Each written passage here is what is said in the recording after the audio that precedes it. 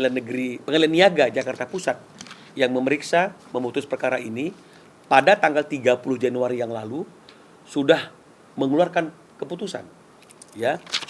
Yang amar putusannya saya tidak bacakan seluruhnya, tapi intinya adalah menyatakan tergugat telah melakukan pelanggaran hak cipta karena telah menggunakan secara komersil lagu ciptaan penggugat bilang saja pada 3 konser tanpa izin penggugat selaku pencipta. Jadi tergugatnya adalah Agnes Mo. Ketiga, menghukum tergugat membayar denda kerugian secara tunai akibat menggunakan lagu ciptaan penggugat tersebut secara komersil tanpa izin sebesar 1.500.000.000 rupiah kepada penggugat dengan perincian sebagai berikut. Konser tanggal 25 Mei 2023 di W Super Club Surabaya 500 juta. Konser tanggal 26 Mei 2023 di Edge Club Jakarta 500 juta. Konser tanggal 27 Mei 2023 di W Super Club Bandung 500 juta. Total 1,5 miliar. Jadi ini juga menjadi perdebatan. Orang bertanya, kenapa denda satu kali pelanggaran 500 juta? Dari mana hitung-hitungannya? Saya sampaikan, karena memang itu diatur dalam pasal 113 Undang-Undang Hak Cipta. Atas pelanggaran pasal 9 itu, dendanya adalah 500 juta.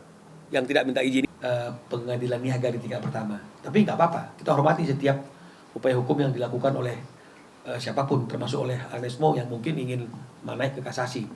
Nah, jadi belum ada komunikasi, ya. Jadi mungkin masih dipikirkan dulu, dipertimbangkan dulu, kan begitu ya plus minusnya. Agnes santai aja, prinsipal santai aja, dia taat undang-undang. Selama ini setiap kerjasama nggak pernah ada masalah, karena kita tahu poin kok, kita tahu aturan. Jadi dia tahu posisi, nggak mungkin juga dia melanggar aturan karena selama ini nggak pernah ada masalah sih. Baru kali ini aja kita bingung.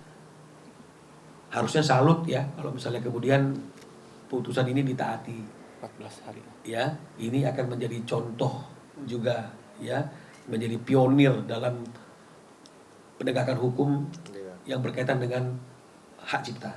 Saya kira seperti itu. Putusan ini seharusnya tidak perlu ada dilema lagi, nggak perlu ada galau-galau lagi.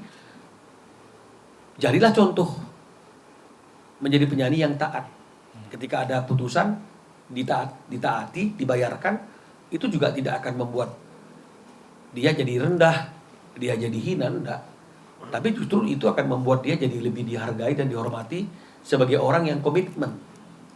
Dan kita menganggap bahwa selama ini, kalaupun dia belum mau membayarkan karena memang dia masih ragu, takut pembayarannya itu salah karena ada pendapat-pendapat yang macam-macam berkembang. Tapi hari ini harusnya keraguan itu disingkirkan dan dia harus taat kepada putusan tersebut. Misalnya kalau sudah inkrah ya, dan membayarkannya secara sukarela kepada Mas Ari karena itu sudah merupakan keputusan pengadilan. Atas putusan ini saya berharap Agnes mau melaksanakan putusan ini karena ini adalah permintaan dari pengadilan atau negara ya, bukan dari saya.